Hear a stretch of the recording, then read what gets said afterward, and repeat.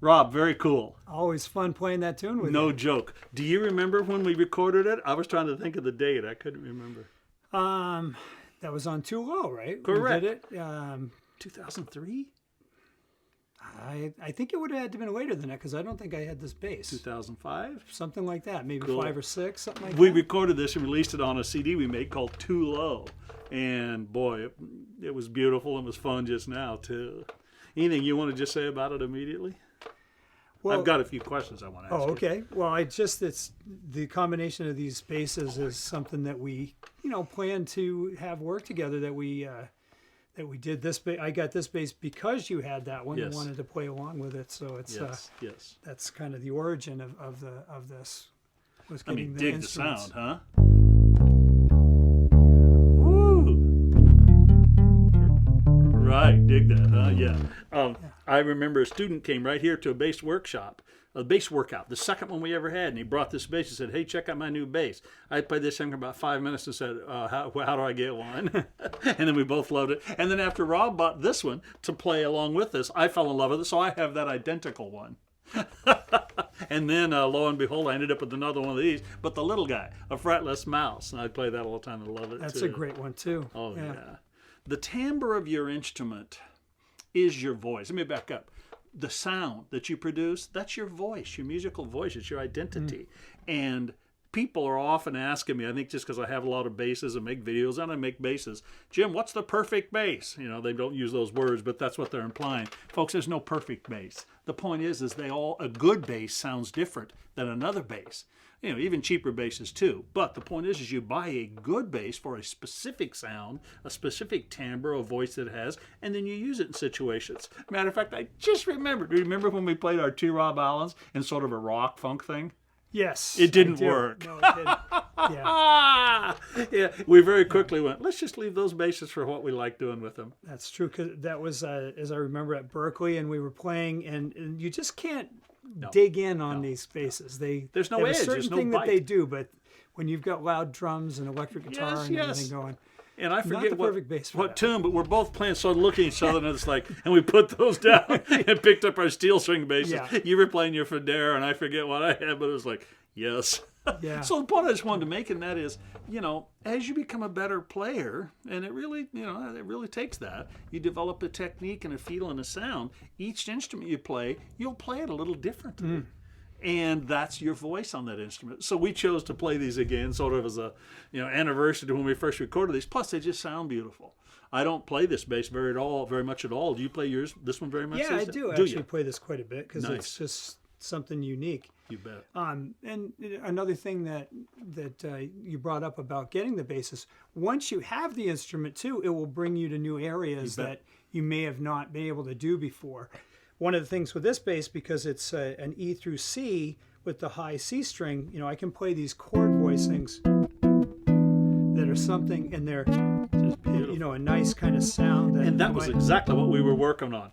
Yeah. When you first bought this, I want to be able to play those nice voicings up there. Yeah, That's get the those ticket. tensions and Yes, stuff. yes. So, yeah, and some of that came from your piano accompaniment that you've always done. Correct. In our Your Red lessons and our Garland, books, yeah. Yeah, and it was like, oh, those other notes. They didn't sound good on these lower Yeah. strings. No. This kind of Right, stuff. Like, exactly. yeah, so those kind of voicings, because having that other higher string, allowing You that, betcha. but not having it in a just a regular round wound steel string kind of sound. That's a different thing that works well. Very But much. I like this because it's a little softer, maybe. This reminds me of classical guitar and organ. When you start comping, yeah. there's kind of Yeah. a dark, warm organ sound. I always love Yeah. that when we do jazz. I should mention something right now because I guarantee you there'll be tons of questions in the video, and that is, my God, what a big fat pickup that is you have, Rob. Tell them about the pickups and what that's all about. Well, the only pickup is just the piezo underneath the bridge. This is just a ramp, just in terms of being able to play on it. But people think it's like some giant old Gibson humbucker that they Every time we dug out play of these in the video, archives. people Yeah. say, "What's the pickup that guy that friend of Can yours you got?" imagine if that was really a pickup? Or it Yeah, could be- yeah. But and so the same here, just Yeah, the exactly. It's just a just the, piezo pickup of the yeah. knob here. And of course, that limits it in the sense of you don't have all sorts of electronics to get to adjust the parameters of your tone and your timbre. But that's the nature of the beast on this instrument. Just love it. They feel more like playing an acoustic bass. Very like much so. It's all you, whatever you're going to do. Very organic, very touch sensitive, isn't it? Yeah, and I think that it's because the nylon strings and just the whole way the instrument sounds, it's just tends to be.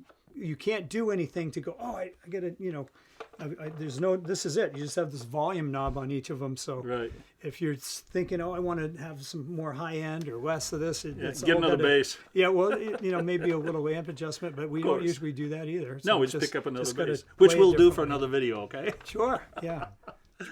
Try playing the same thing. Rob, I want to ask a couple of questions about your playing on that. Besides, Rob has such a beautiful touch, as you can see with his hands, and he gets a real nice timbre and tone. Let's talk about the pitches. Rob, how do you learn to play, or how did you learn to play just those really nice, warm, smooth, tensionful jazz phrases and licks that you do? Well, that came from transcription. That came from trying to mimic saxophones and baritone saxophones and different ballads and things, and trying to get a tone that would be like that on the bass. And part of that was having that high string to be able to play some of those things. But that's definitely, it's come from trying to imitate sounds that I like to hear. And the solos, I mean, the stuff that you assigned to me many years ago, all those solos. And that, I think that was a big part of it, just in terms of, especially in jazz playing, but just trying to imitate the kinds of smooth sounds that you can get on other instruments maybe more easily. We did a video, I just remembered it, I don't know, a year or so ago, probably a year and a year, maybe 2 years ago, where we talked about 2-5-1 language, and Rob demonstrated a bunch of 2-5-1 licks on this instrument. Yeah. Yeah, I forget what number it is, but you can find it on the page here if you want to look for it. And sounding like bebop, man. Very, very nice. Yeah, definitely the instruments, I think, will help you go in new directions like this one does. I mean, this one with the low B. Now, I know you had that other, you had what was the original 6-string bass that you had? The one Padula. The Padula that had the truss rod that would only work one time of the year. Exactly. You could play. So that was a 6-string, but you couldn't do this on it. No. You couldn't do this. Just didn't sound. Is this the first instrument that you had with a low fretless B? Correct. Yeah. Most of the times I've never cared for the Bs on electric basses in general, and I know people do all sorts of extension strings here and all sorts of stuff and pickups and stuff. This one here just sounded warm and fat and meaty, but yet not muddy to me. And I fell in love with it. And you immediately made that a part of your playing, using the low notes. Correct. I remember that, happening. And was that because of how they sounded, or like what led you to like them better? Interesting. I don't want to go into a big long story, but I'll give you the brief bit of it. Back in, I would say, maybe 76, 7, and 8, I wanted to play low notes, and we didn't really have 5-string basses. I mean, some people may have, but we all tuned our string down. A couple of guys had the little hip shot thing, but not many people, but most of us just tuned it down. And I tuned my D on my Epiphone bass, which I played constantly for 20 years. I tuned the E string down to D and left it there for right at 2 years. Oh, wow. So I just learned to play with the low D and where the things were. And so when I heard this, I'm like, oh my God, I love that. Now, some guys like, low strings all the time. And most of the people who have a low string, a 5th string, it's really just a thumb rest. They don't ever play it.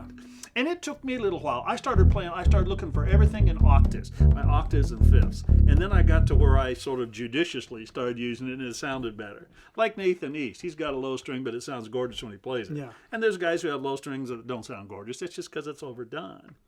But I think it was just, Rob, a combination of falling in love with that sound, and then it allowed me to play different things. When I played with Sam Palafian a lot, God rest his soul, Sam was a tuba player.